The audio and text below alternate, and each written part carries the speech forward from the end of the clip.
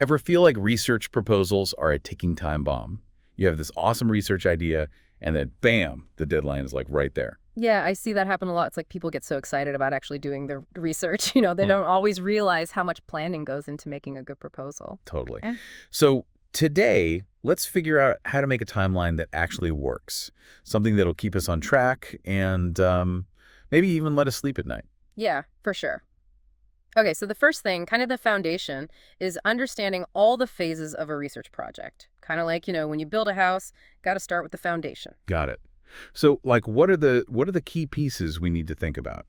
Well, every research project starts with conceptualization. And that means like a deep dive into all the research that's already out there, defining the problem you want to work on and seeing where your research fits in with everything else. And that can take, oh gosh, it can take weeks or even months sometimes, depending on how complex the topic is. Yeah, I can see that. Like, you don't want to be repeating work that's already been done. Got to know what's out there. Exactly. Once you've got a good understanding of all that, then you get into the research design phase. This is where you get into the details, the actual methods and the tools, how much it's going to cost. Are there any, ethics things to think about? So it's not just about the idea. It's about figuring out how to make it happen. Right. This phase is all about making it real, taking that vision and turning it into a plan that you can actually put into action. And then comes the part everyone gets a little nervous about. The writing. Like actually Right. writing the proposal. This is where you have to take all that work and put it into a document that's clear and convincing. And this is where that timeline becomes so important, right? Because writing, good writing, it takes time, especially when what you're writing about is complicated. Oh, absolutely. I mean, if you rush the writing, your proposal is going to be weaker. It's just how it is. And then, and of course, we can't forget about getting feedback and revising, like getting feedback from your advisor, maybe from colleagues. That can make your proposal way better. But again, that takes time. So we're talking like multiple drafts, revisions based on what people tell you. Yeah. This is starting to feel like a marathon, not a sprint. Yeah, it's definitely a process. Each step kind of builds on the one before it. And then, of course, the last part is submitting the thing, the final submission. This is where you polish everything up, make sure the formatting's right. We hit that button. Okay. So, Okay. So we've got, let me see if I got this right. We've got 5 phases. right. Conceptualization, literature review, research design proposal writing, and then review and revision, and finally, final submission. Okay.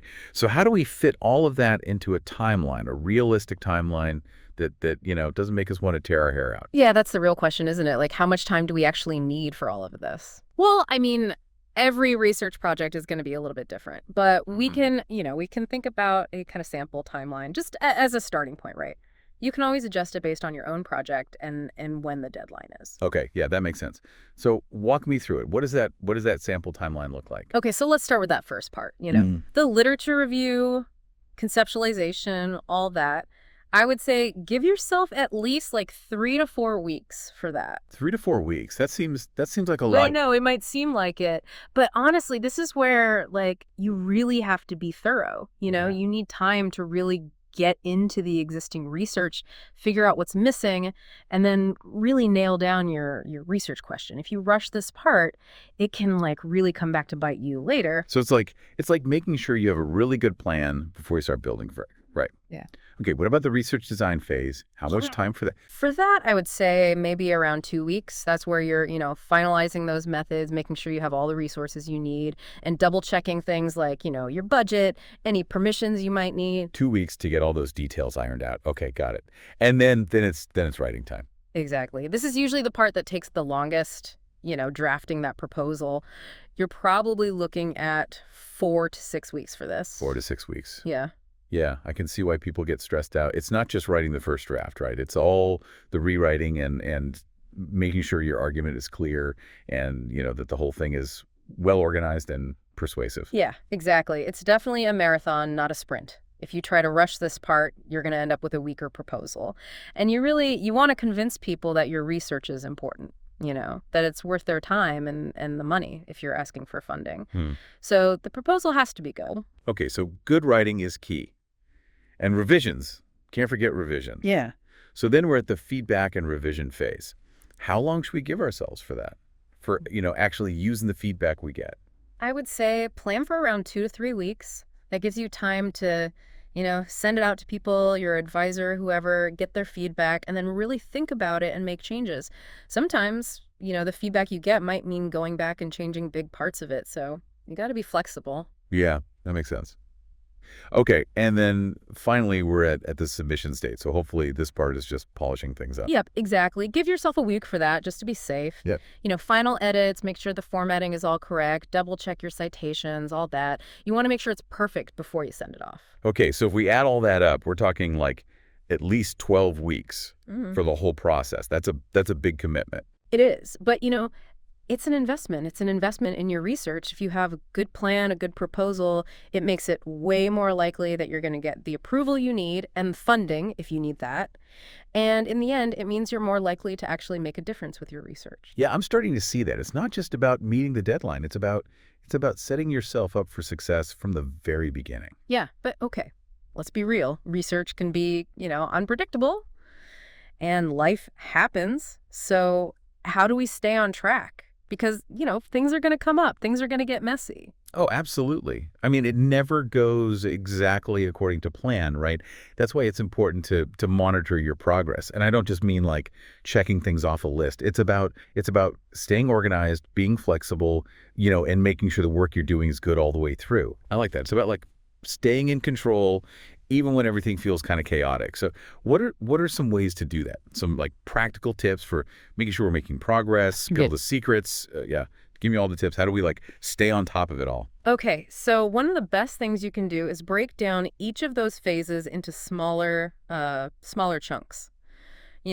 Like think about climbing a mountain. You wouldn't try to do the whole thing in one go. You'd break it down into smaller climbs. So instead of just having like literature review on my to-do list, I'd have smaller things like read these 10 articles or make an annotated bibliography. Yeah, exactly. That way it doesn't feel so overwhelming, right? Yeah. And you get that little feeling of accomplishment every time you check something off, which helps you stay motivated. I love checking things off a list. So satisfying. Okay, what else? What other tips do you have? Regular check-ins are super important. Like maybe once a week, just take even just like 30 minutes to look at where you're at. Are you on track? Are there any problems? It's like a little course correction. Yeah, I get it. So if I realize I'm behind on something, I could adjust my timeline. Exactly. That flexibility is really important. And don't forget about all the tools that are out there. Like even a simple spreadsheet can be super helpful. Or, one of those project management apps like Trello or Asana if you're into that kind of thing. Oh, I do love a good spreadsheet. But I can see how like a visual tool could be really useful. Yeah, those tools can really help you stay organized, especially if you have a lot of different deadlines and things going on. They can help you see the big picture and prioritize what needs to happen next. Okay, so break it down, regular check-ins, and maybe use a tool.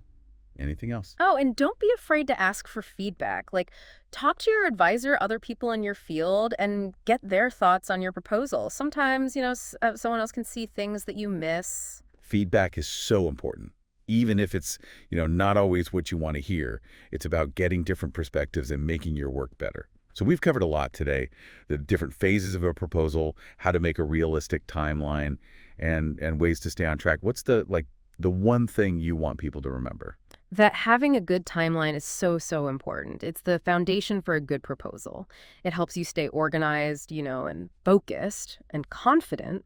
And remember, you're not just trying to meet a deadline. You're trying to do something important with your research. Yeah, that's such a good point.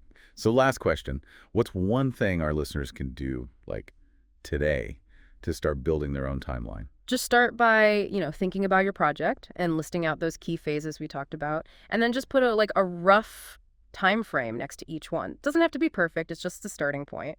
That's all it takes to get started. I love it. Start small, break it down, and get that timeline going. Awesome advice. Well, thanks for joining us today as we dove into all of this. With a good plan, you're well on your way to a great proposal, and then who knows, maybe you'll change the world with your research.